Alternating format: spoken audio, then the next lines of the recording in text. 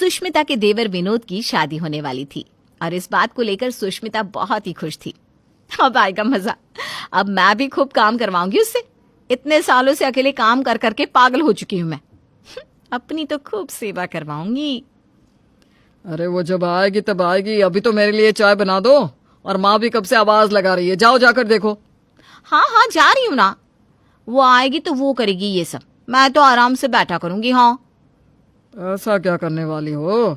मेरे भाई की पत्नी होगी, उसे अपनी छोटी बहन की तरह समझना। हाँ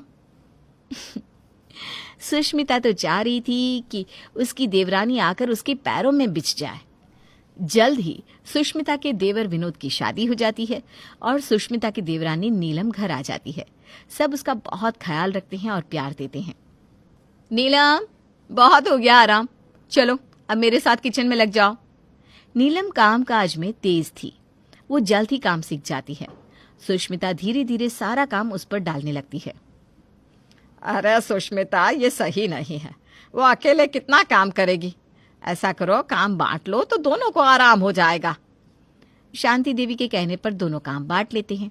एक बार दोपहर का खाना बनाने की बारी नीलम की होती है, पर वो नाश्ता करके ऐसा सोती है कि बहुत देर तक उठती नहीं, तो पूरा खाना सुष्मिता को बनाना पड़ता है। नीलम पूरा खाना बनने के बाद उठती है। अरे दीदी, पता नहीं कैसे आंख लगी, मैं ना कभी इतना सोती भी नहीं हूँ। अब ये तो तुम्हें ही पता होगा कि तुम जानबूझकर सो गई या फिर सच में नींद लग गई। नहीं दीदी, सच में नींद लग गई। नीलम बार बार कहती है कि वो जानबूझकर इतना नहीं सोई, पर सुष्मिता का पारा गर्म हो चुका होता है। वो कमरे में जाकर बड़बड़ करने लगती है। 2 घंटे चादर तान कर सो गई और कह रही है ध्यान नहीं रहा। आए हुए 4 दिन हुए नहीं और इसके नाटक चालू हो गए, इसको तो सबक सिखाना ही पड़ेगा। खाने का काम निपटाने के बाद सब अपने अपने कमरों में चले जाते हैं। सुष्मिता देखती है कि नीलम फिर आराम से लेटकर टीवी देख रही है। वो उसे आवाज लगाती है।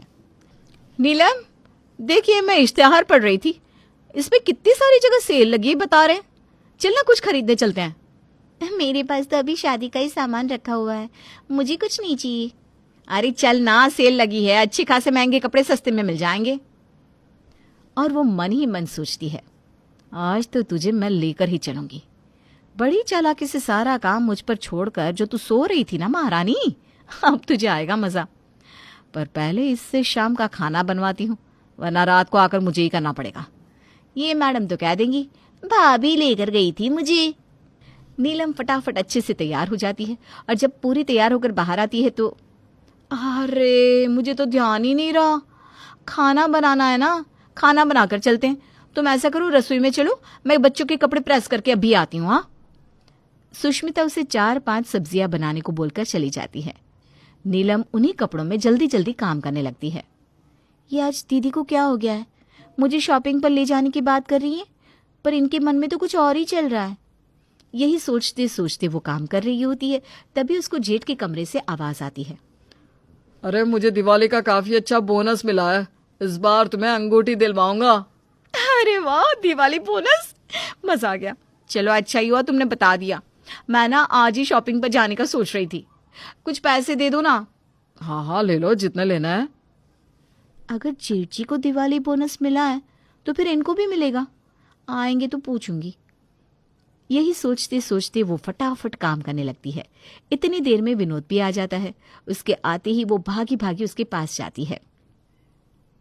तुम्हें भी दिवाली बोनस मिला होगा ना? दिवाली बोनस नहीं तो मुझे नहीं मिला, बल्कि इस बार तो हाथ तंगी है, खर्चा बहुत हो गया ना शादी में, वही चुका रहा हूँ धीरे धीरे।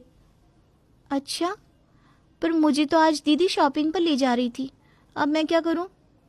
अरे तुम्हारे पास तो अभी शादी का सामान होगा ना, अभी क्या खरीदना है?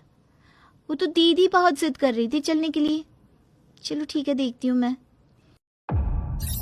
Please like and subscribe my channel. Thank you.